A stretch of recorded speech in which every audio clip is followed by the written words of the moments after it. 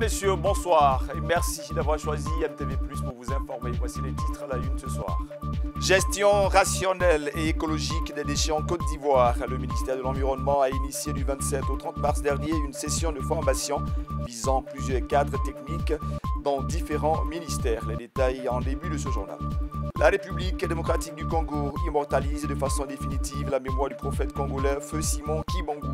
Le chef de l'État, Félix Tshisekedi, a signé un décret portant la date du 6 avril comme étant un jour férié sur le territoire national de la RDC. Simon Kibangou, en effet, était le père du kibanguisme en RDC. Dans le reste de l'actualité, le Royaume-Uni va accueillir 500 demandeurs d'asile. Ces migrants seront hébergés sur une barge à plusieurs dizaines de kilomètres de la capitale Londres. Bienvenue à tous, c'est un réel plaisir de vous retrouver sur Miracle TV+ pour 15 minutes d'actualité. Je vous lisais en titre, le gouvernement ivoirien engagé pour la gestion rationnelle et écologique des déchets.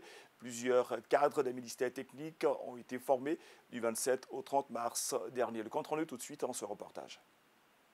Municipalités et acteurs de l'administration publique, tous sensibilisés à la gestion rationnelle des déchets plastiques. Cet atelier de formation initié par le ministère de l'Environnement et du Développement durable rentre dans le cadre institutionnel du projet HIPOPSI, gestion des polluants organiques persistants. La formation d'aujourd'hui, c'est d'informer les membres du gouvernement pour dire que ces plastiques qui sont ici de ces rébus contiennent des polluants organiques persistants premièrement. Donc il ne faut plus les brûler parce qu'en les brûlant, vous allez créer encore un autre produit polluant organique persistant qui est cancérigène. Donc il ne faut plus qu'ils brûlent. Mais il se trouve que c'est de là qu'ils sortent leur gain de vie. Donc on ne peut pas leur dire de ne pas travailler dans ces domaines. C'est à nous de donner les meilleures pratiques. Il y a 3 points très importants à retenir. C'est qu'il faut absolument éviter le brûlage à l'air libre des déchets plastiques. Il faut aussi éviter au maximum de déverser les déchets plastiques et les déchets en général dans la nature. Il faut collecter au maximum ces déchets pour permettre ensuite leur bonne prise en charge et leur recyclage. Recyclage du plastique, caractéristiques et problématiques des déchets toxiques, le rôle du secteur informel et des femmes dans la gestion et le recyclage des déchets sont des thématiques abordées au cours de cette formation. Après donc ces différentes sessions de formation, que toutes les parties prenantes impliquées dans la mise en œuvre de ce projet comprennent que les déchets que nous générons peuvent être gérés de façon rationnelle. Ces déchets-là peuvent être valorisés. Ces déchets constituent à la fois donc, une matière première dans le cadre de l'économie circulaire. Ces acteurs de l'administration publique sont repartis avec de bonnes pratiques pour une gestion efficiente des déchets plastiques et aussi des techniques pour lutter contre la pollution de l'air, de l'eau et du sol. Célébration du mérite et de l'excellence en Côte d'Ivoire depuis l'institution du prix national d'excellence du chef de l'État, son Excellence Alassane Ouattara. L'édition 2022 de cette belle initiative n'a pas dérogé à la règle. Au niveau du ministère des Affaires étrangères, le ministre Kandia Kamisoko Kamara a remis les prix des personnalités classées 2e et 3e. On voit tout cela dans ce reportage. Les lauréats classés 2e et 3e au prix national d'excellence des éditions 2019, 2021 et 2022 au titre du ministère d'État, ministère des Affaires étrangères reçoivent leur prix. Et c'est la ministre d'État, Kandia Kamisoko Kamara, qui le leur remet. Ils sont donc au nombre de 16, parmi eux des diplomates, des agents interministériels et des personnalités menant des activités dans le domaine de l'intégration africaine. Nous travaillons, nous on ne savait pas que les gens nous voient. L'effort que l'État reconnaît aujourd'hui, au nom de tous les camarades, de conducteurs routiers, de travailleurs de transport en Afrique, on vous remercie et remercie la Côte d'Ivoire. Être distingué, vraiment, ça me va droit au cœur. Pour le travail ardu que j'ai fait une nuit de jour, je n'ai pas d'heure. Et pour apporter au moins de quoi, des vivres à mes frères étrangers. Ceux qui ne connaissent pas la banane. Donc nous leur apportons de la banane afin qu'ils fassent la connaissance. La ministre d'État, ministre des Affaires étrangères, tout en les encourageant, leur souhaite d'être toujours des modèles dans leur environnement. La cérémonie à laquelle nous assistons aujourd'hui revêt une importance particulière car elle vise à récompenser et à présenter comme modèle à la population ivoirienne et à l'ensemble du personnel, différentes personnalités et agents qui se sont distingués au cours des années écoulées. Chers lauréats, je voudrais réaffirmer ma détermination à accompagner toutes les initiatives visant à faire de notre ministère une administration de qualité. Rappelons que les lauréats classés premiers dans les différentes catégories reçoivent leur prix des mains du chef de l'État. Et c'est au cours d'une cérémonie organisée tous les ans au palais de la présidence de la République. Quittons la Côte d'Ivoire pour évoquer à présent l'actualité sur le continent africain. Première étape, la République démocratique du Congo. Le chef de l'État congolais, Félix Tshisekedi, vient de signer un décret instituant la date du 6 avril comme étant un jour férié chômé et payé en RDC. Cette date, vous le savez peut-être, coïncide avec le lancement officiel du kibanguisme, ce mouvement porté par feu le prophète Simon Kimbangu. Les fidèles de l'église kimbanguiste de Goma ont défilé dans les rues de la ville ce jeudi pour célébrer en grande pompe la journée de Kimbangu suite à la décision du président congolais Félix Tshisekedi d'en faire un jour férié officiel en mémoire et en reconnaissance du combat de Simon Kimbangu. Nous avons beaucoup de défis à relever dans notre pays, mais à compter d'aujourd'hui, grâce à la reconnaissance officielle du Kimbangu, tout ira pour le mieux dans notre pays. Nous souhaitons avant tout que la paix revienne dans notre pays et dans le monde entier pour permettre le développement de l'Église.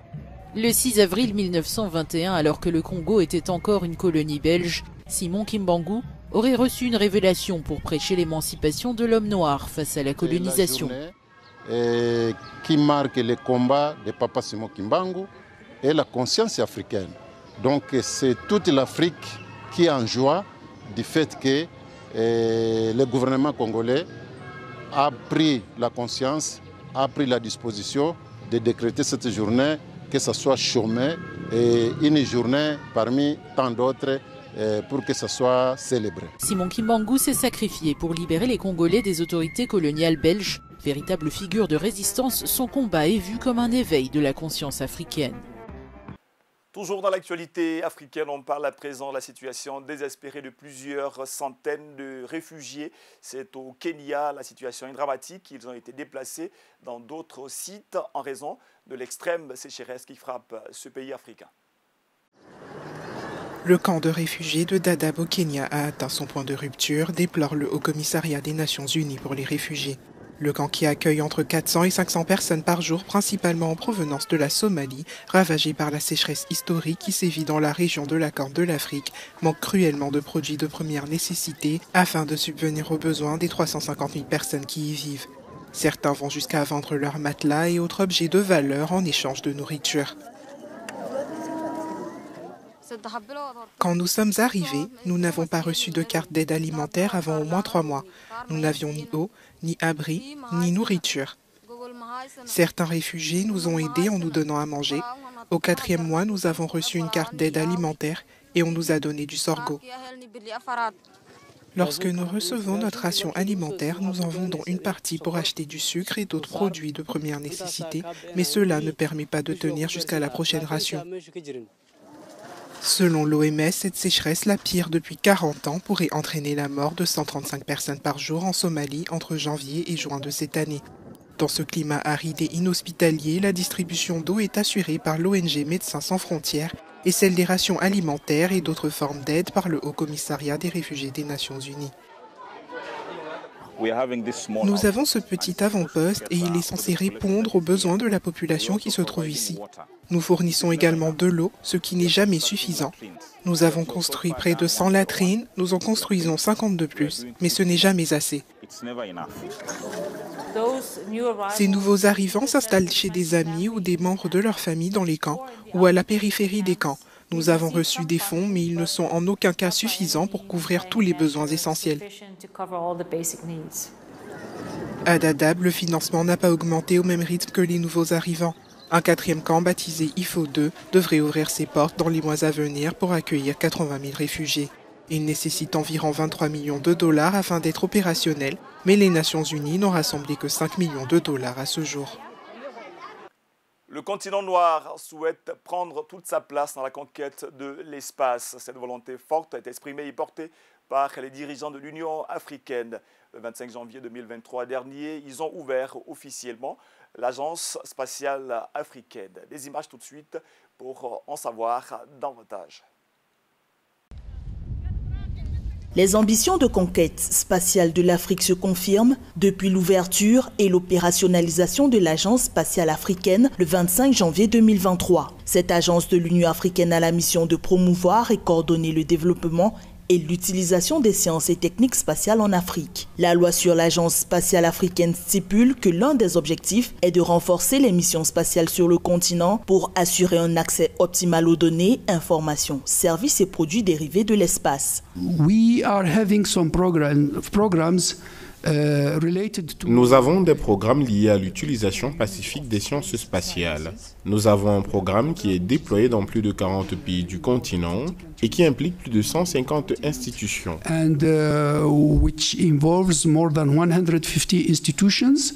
Les ambitions spatiales africaines se conforment au principe de l'agenda 2063 visant à faire de l'Afrique une puissance mondiale de l'avenir. Pour les dirigeants africains, les applications spatiales sont essentielles pour accélérer le développement et la prospérité de leurs pays respectifs.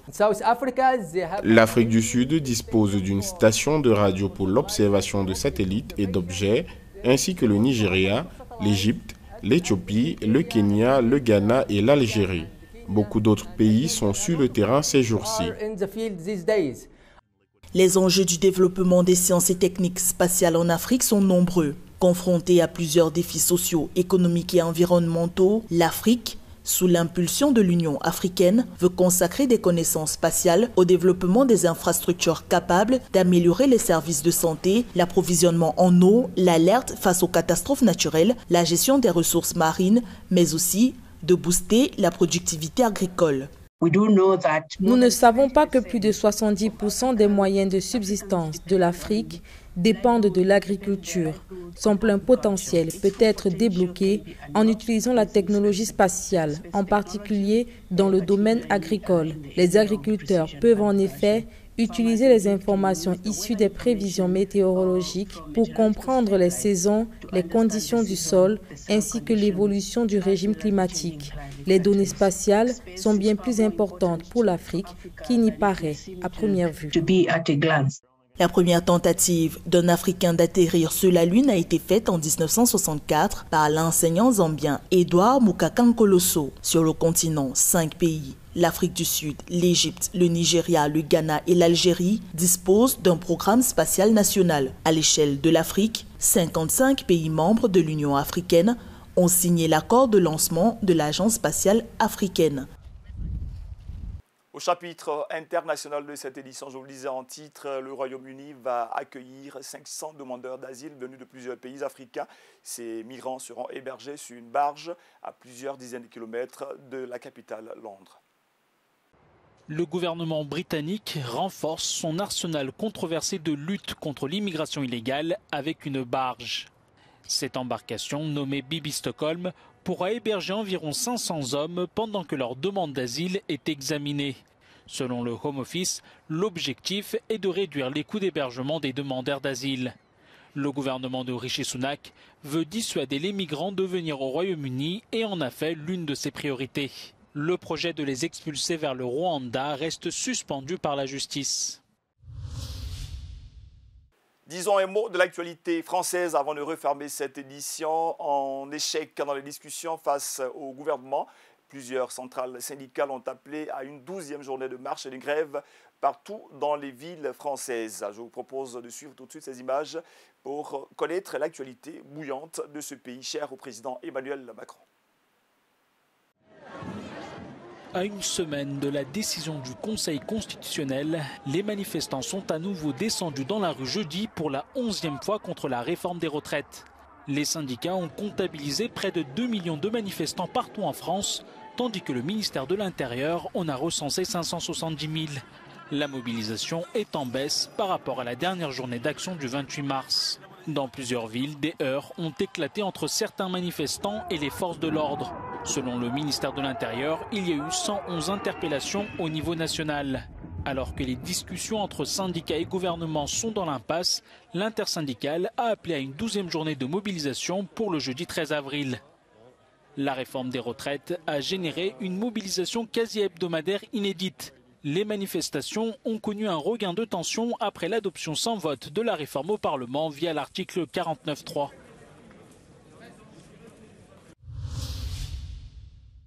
Et voilà, c'est ici que nous refermons les pages de cette édition. Ça a été un réel plaisir de nous inviter chez vous grâce à la magie de la télévision. Merci à toutes nos équipes en régie qui nous ont permis de vous présenter cette édition. Je vous souhaite de passer une excellente journée de programme sur MTV+, la télé qui transforme.